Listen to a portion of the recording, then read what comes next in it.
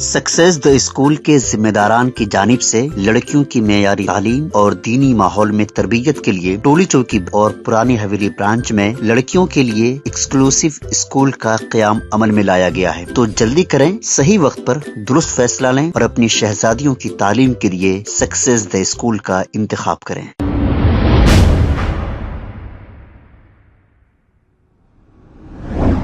अस्सलाम वालेकुम नाज़रीन, 7H न्यूज सच को रखे आपके आगे। चंगी चरला में हुए वाक़े को लेकर कांग्रेस लीडर मतीन शरीफ ने तफसीली बयान जारी किया है। आइए सुनते हैं तमाम तफसीलात इन्हीं की जुबानी। 24 मार्च को चंगी चरला में 5 बजे असर की नमाज के वक्त मस्जिद के बाजू शंकर और नंदू नाम के 2 लड़के अपने साथियों के साथ डीजे लगाकर होली खेल रहे थे। वहीं पर मस्जिद में से कलीम और हमीद नाम के लड़के आते हैं और उन लोगों से कहते हैं कि आप लोग 10 मिनट के लिए नमाज हुए तक डीजे बंद कर दीजिए, उसके बाद फिर शुरू कर लीजिए। इसी दौरान दोनों में बहस व तकरार होते होते होते काफ़ी हद तक झगड़ा बढ़ गया और जब तक कि पुलिस वहां पर पहुंचती कुछ लोग जख्मी हो चुके थे और जब पुलिस वहां पर पहुंची तो आधे घंटे के अंदर पुलिस वालों ने सारे माहौल को अपने कंट्रोल में कर लिया।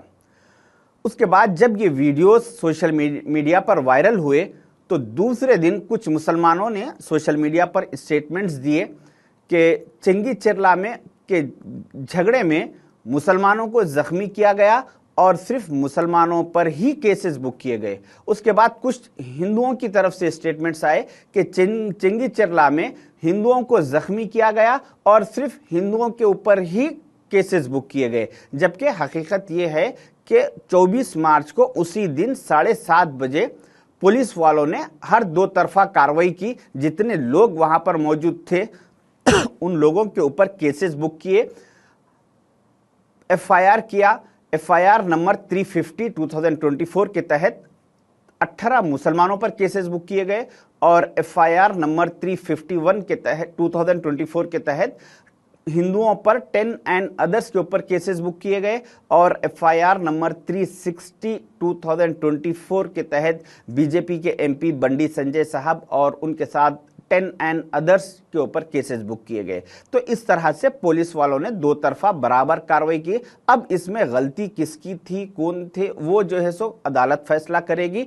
मगर इसके बाद फिर दूसरे दिन हुआ ये कि कुछ बीजेपी के लीडर्स वहां पर पहुंचे और उन लोगों ने कहा कि जितने भी हिंदुओं के ऊपर केसेस बुक किए गए हिंदू नौजवानों पर, उन लोगों को हम हमारी तरफ से कानूनी कार्रवाई करेंगे, फ्री हमारी तरफ से सर्विस रहेगी, एडवोकेट्स को रखेंगे और उन बच्चों को जेलों से छुड़ा कर लाएंगे। इसके बाद एमआईएम के असदुद्दीन ओवैसी साहब के एडवोकेट्स वहां पर पहुंचे। उन लोगों ने कहा कि जितने भी मुसलमानों पर यहाँ पर केसेस बुक किए गए इस फसाद में, इस झगड़े में, उन सारे मुसलमान बच्चों को हम हमारे एडवोकेट्स के जरिए फ्री ऑफ कॉस्ट हम उन्हें कानूनी मदद करेंगे और उन्हें जेलों से छुड़ा कर लाएंगे। तो इससे हो रहा ये कि ये जो नौजवान तबका जो इन जोश और जज्बे में कभी भी ये फैसला करा, उनकी सोच ये हो जा रही कि हम कुछ भी करो, हिंदू बच्चों की सोच ये हो रही कि हम कुछ भी करने से ये बीजेपी वाले आएंगे और हमें छुड़ा लेंगे। मुसलमान बच्चों की सोच ये हो जा रही कि एमआईएम वाले आएंगे, हम कितना भी झगड़ा करो ये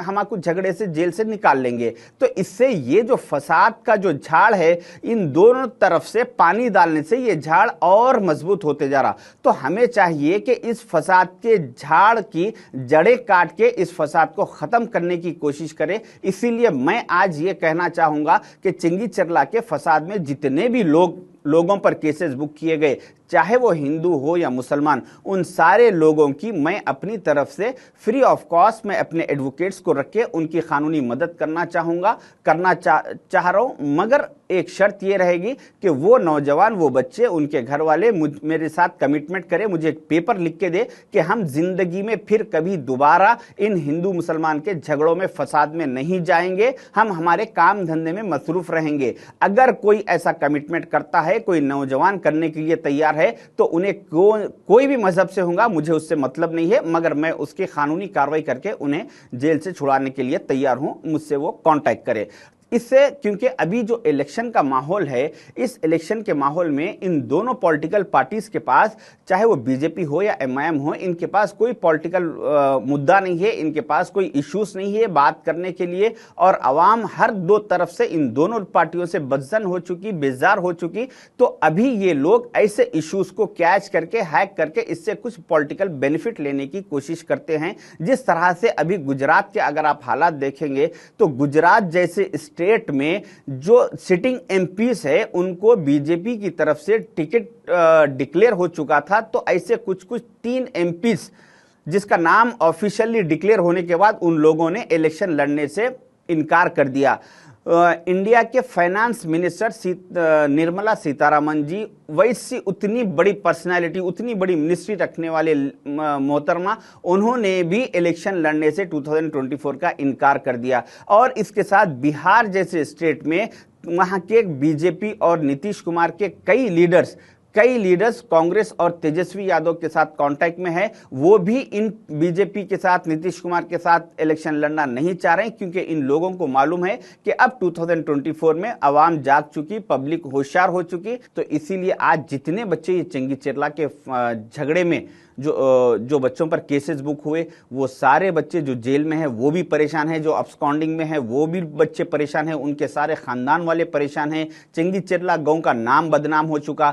तो ये चीज़ों से सिवाय नाम की बदनामगी के और कुछ मिलने वाला नहीं है। इसीलिए मेरी आप तमाम लोगों से गुजारिश है कि ऐसे इलेक्शन के टाइम थोड़ा सब्र का मुजाहिरा करें, एहतियात करें और ऐसे झगड़ों से जरा दूर रहे।